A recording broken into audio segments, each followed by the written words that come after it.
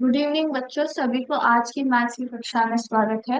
तो आज की कक्षा में बच्चों हम लोग जो है area of rectangle and square के बारे में जानेंगे। क्योंकि हम लोग जो है हमारे एनवायरनमेंट में मोस्ट ऑफ द फिगर्स जो है रेक्टेंगल या फिर स्क्वायर के फॉर्मेट में रहते हैं।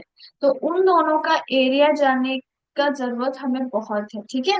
तो यहाँ पे हम लोग जो है फॉर्मूला के मदद से कैसे हम लोग एरिया जो है फाइंड आउट कर सकते हैं, क्योंकि हमें पता है कि हर कोई फिगर जो है स्क्वायर्स में डिवाइड होके नहीं आता है ना, डॉटेड स्क्वायर्स के फॉर्म में डिवाइड होके नहीं आता है, सिर्फ फिगर दिया जाता है ना।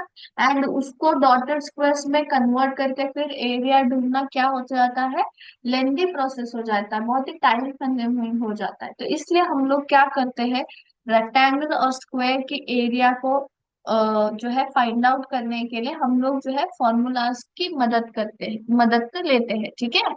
तो यहाँ पे देखिए मैं आपको जो है,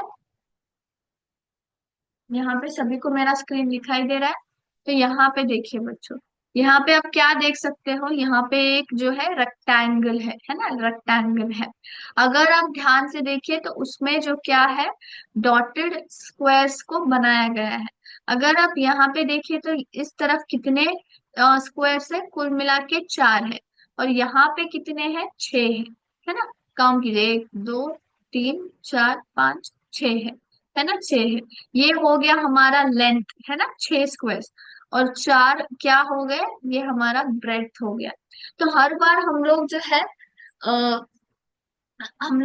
ऐड करते हुए नहीं बैठ सकते स्क्वायर्स को, है ना। तो इसलिए हमारा जो क्या है, लेंथ और ब्रेड्थ को क्या हम लोग करते हैं, हम लोग मल्टीप्लाई करते हैं, जिससे कि हमें क्या मिल जाता है, उस रेक्टेंगल का एरिया मिल जाता है। यानी कि इस जो है लेंथ को हम लोग ब्रेड्थ से जब मल्टीप्लाई करते हैं तो हमें क्या मिलता है, एरिया मिलता है। यहाँ पे देखिए, तो हम लोग फॉर्मूला क्या उपयोग करते हैं, the number of squares inside the rectangle. तो कितने स्क्वायर्स है, यहाँ पे बेस पे एक है और यहाँ पे हाइट पे है। बेस पे कितने हैं, छह स्क्वायर्स है, और हाइट पे चार स्क्वायर्स है। तो हम लोग क्या कर लेते हैं, बेस इंटू हाइट कर लेते हैं, जिससे कि यानी कि लेंथ इंटू ब्रेड्थ बोलते हैं हम लोग। लेंथ इंटू ब्रेड्थ जब कर लेते हैं तो हमें क्या मिल जाता है, एरिया मिल जाता है रेक्टेंगल का। अब हम लोग स्क्वायर की बात करेंगे। यहाँ पे जो आप स्क्वायर देख रहे हो ना, सो हमें पता है कि स्क्वायर का हर साइड जो रहता है सेम मेजरमेंट रहता है। रेक्टेंगल में क्या होता है, लेंथ अलग रहता है, ब्रेड्थ अलग रहता है, करेक्ट। बट स्क्वायर में वैसा नहीं है, सभी चारों के चारों साइड्स क्या होते हैं, सेम होते हैं। तो उसका एरिया क्या बन जाता है, साइड इंटू साइड बन जाता है। यानी कि इस साइड को हम लोग इससे इस साइड से मल्टीप्लाई कर लेते हैं, साइड इंटू साइड। तो जब हम लोग साइड इंटू साइड करते हैं, हमें क्या मिल जाता है, उस दिए गए स्क्वायर का एरिया मिल जाता है, ठीक है। यहाँ पे लेंथ और ब्रेड्थ क्यों उपयोग नहीं करते, क्योंकि यहाँ पे जो है पूरे चारों साइड जो है सेम होते हैं, ठीक है। सो बाइफरकेट करने की कोई आवश्यकता नहीं है, जैसे कि लेंथ और ब्रेड्थ से। लेकिन रेक्टेंगल में हम लोग को करना पड़ता है, क्योंकि लेंथ और ब्रेड्थ का दोनों का मेजरमेंट्स क्या होता है, अलग होता है, ठीक है। अभी हम लोग क्या करेंगे, इन फॉर्मूलाज को यूज करके कुछ प्रॉब्लम्स को हम लोग सॉल्व करेंगे, ठीक है। तो सबसे पहला है, find the area of find the area of rectangle whose length and breadth are length and breadth are 12 centimeter and 4 centimeter respectively। ठीक है, तो सबसे पहले इसका फिगर बना लेते हैं हम लोग। तो लेंथ उन्होंने कितना दिया है एरिया का, जो है 12 सेंटीमीटर। और ब्रेड कितना दिया है, कुछ 4 सेंटीमीटर है। तो ड्राइंग कर लेते हैं। तो ये भी 12 सेंटीमीटर होगा और ये भी 4 सेंटीमीटर होगा, करेक्ट। तो हम लोग सोल्यूशन फाइंड आउट करते हैं। Length of rectangle breadth of rectangle कितना है? ये 12 सेंटीमीटर और ये है 4 सेंटीमीटर, करेक्ट है ना? तो देखो, area of rectangle is, formula क्या है बच्चों? Length into breath, length into breath यानी कि,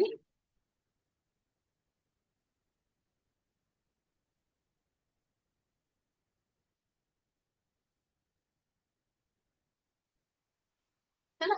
तो लेंथ कितना है 12 और ब्रेथ कितना है 4, तो 12 4 जा 48, कितना आता है स्क्वायर सेंटीमीटर, क्योंकि ये सेंटीमीटर है, हम लोग क्या करेंगे स्क्वायर सेंटीमीटर लिखेंगे। अगर यूनिट्स में दिया जाता था तो स्क्वायर यूनिट्स लिखते थे, है ना? तो यहाँ पे सेंटीमीटर में उन्होंने जो है यूनिट ऑफ मेजर उपयोग किया है, तो स्क्वायर सेंटीमीटर लिखेंगे। Is it clear? अब हम लोग नेक्स्ट प्रॉब्लम की ओर जाए फटाफट से।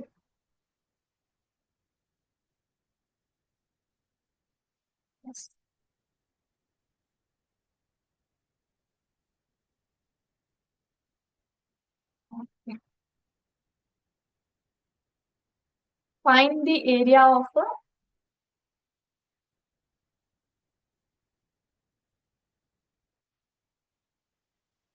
Square plot of side 8 centimetre.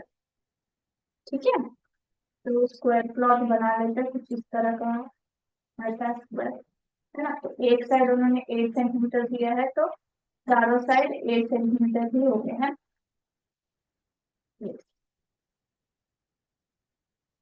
So side of the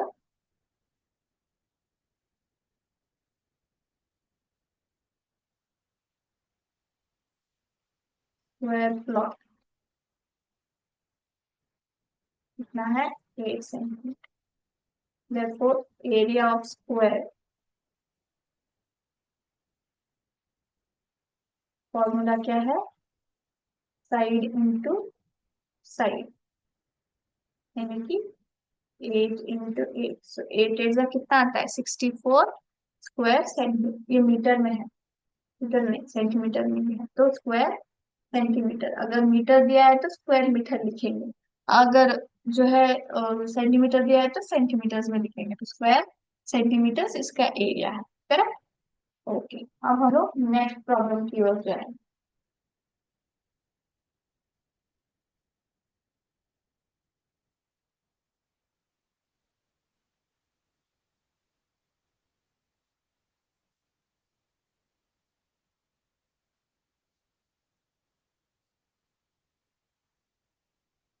the area of a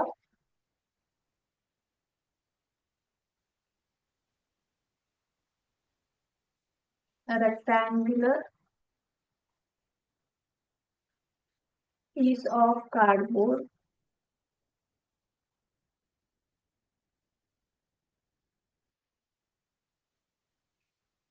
is 36 square centimeter and its length is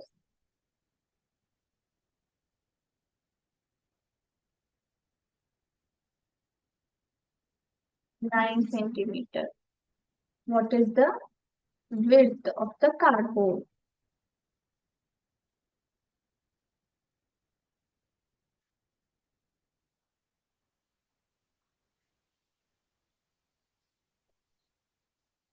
ठीक है, तो सबसे पहले इसका फिगर बना लेते हैं। क्वेश्चन में क्या है बच्चों?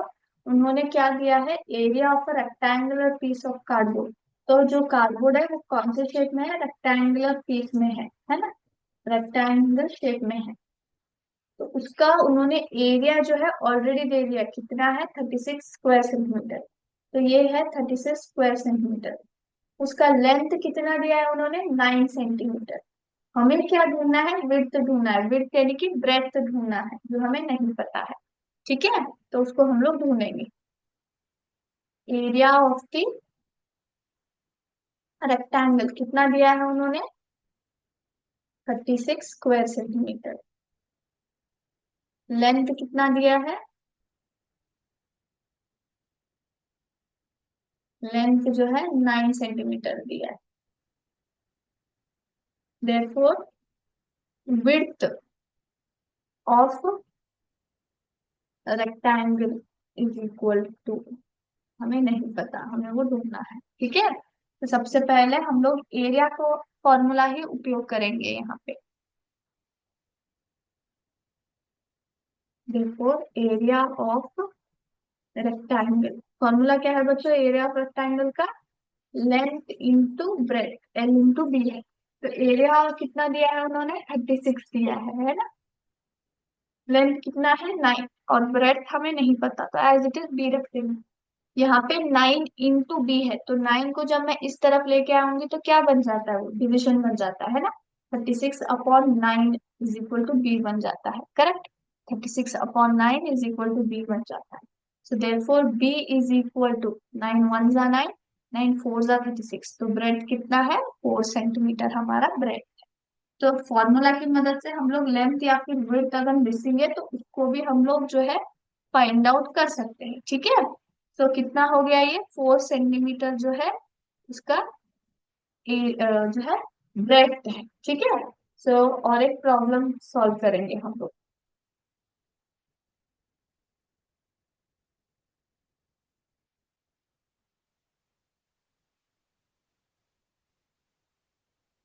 Okay.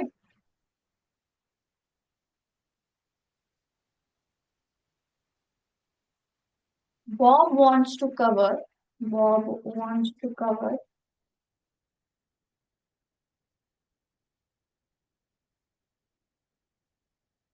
the floor,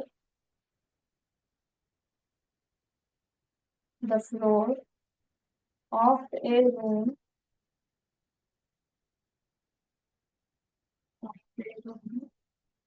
3 meter wide and 4 meter long by squared tiles. If each square tile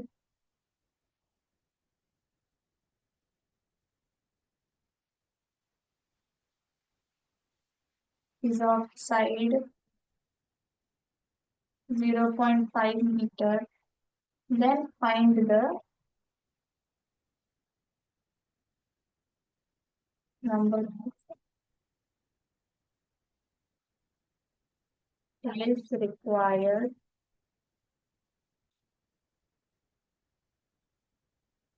to cover the floor of the room.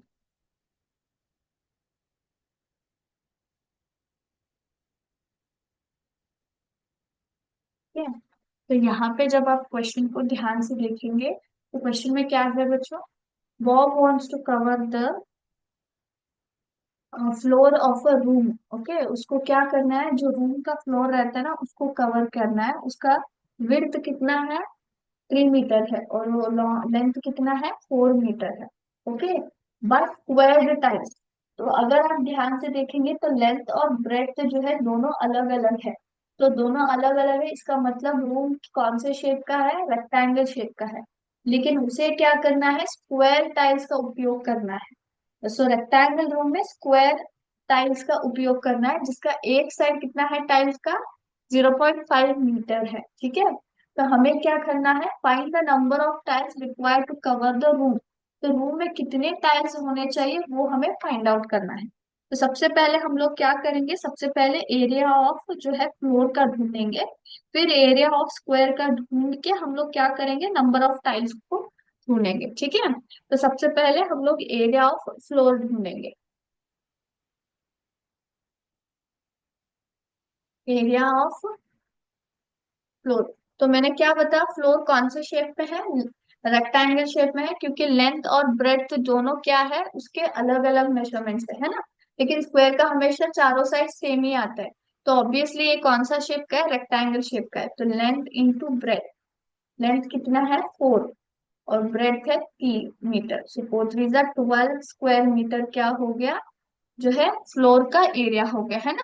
Floor का एरिया हो गया। अब हम लोग क्या करेंगे? हम लोग एरिया ऑफ का जो है टाइल का ढूंढेंगे। एरिया ऑफ टाइल, वो कितना है, वो जो है स्क्वायर शेप में है, तो फॉर्मूला क्या आएगा, साइड इंटू साइड। तो कितना आता है, 0.5 इंटू 0.5। तो अगर आप करेंगे तो कितना आएगा, फटाफट से, 0.5 इंटू 0.5 कितना आएगा, 0.25 स्क्वायर मीटर आता है ना। अब हम लोग क्या करेंगे, हम लोग इसका नंबर ऑफ टाइल्स ढूंढेंगे कितना चाहिए। तो number of tiles is equal to, तो उसको ढूंढने के लिए हमें क्या करना पड़ेगा, जो फ्लोर का एरिया है ना उसको हमें टाइल्स के एरिया से डिवाइड करना पड़ेगा, तभी हमें क्या पता चलता है, हमें जो है नंबर ऑफ टाइल्स का पता चल जाएगा। तो एरिया कितना है, 12 है फ्लोर का, और टाइल्स का कितना है, 0.25।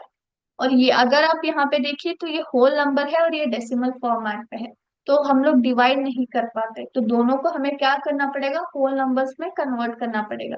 तो कैसे करेंगे, तो अगर आप यहाँ पे देखेंगे तो ये कितना है, 12 अपॉन, ये कितना है, 0.25 को अगर आप फ्रैक्शन में कन्वर्ट करेंगे तो कितना आएगा, 25, दैट इज 25 है ना।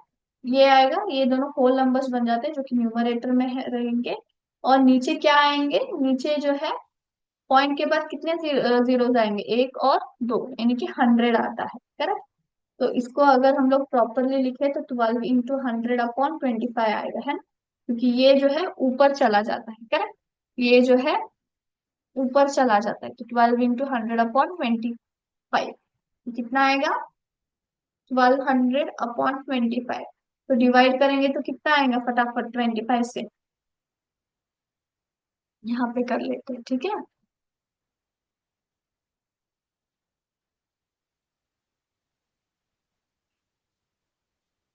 सो 25 जो है 120 आता है 25 के टेबल में, हाँ, नहीं आता, आता है क्या, नहीं नहीं आता, तो इसके नियरेस्ट लेंगे, 25 4 100, तो 120 - 100 करेंगे तो 20 बच गया, जीरो भी नीचे लेंगे तो 200 आता है क्या, आता है, 25 8 जा है, 200, तो कितने बच गए, सो टोटली जीरो जो है हमारा रिमाइंडर आ गया। और टाइल्स कितने आएंगे, 48 टाइल्स जो है हमें चाहिए उस रूम में, ठीक है।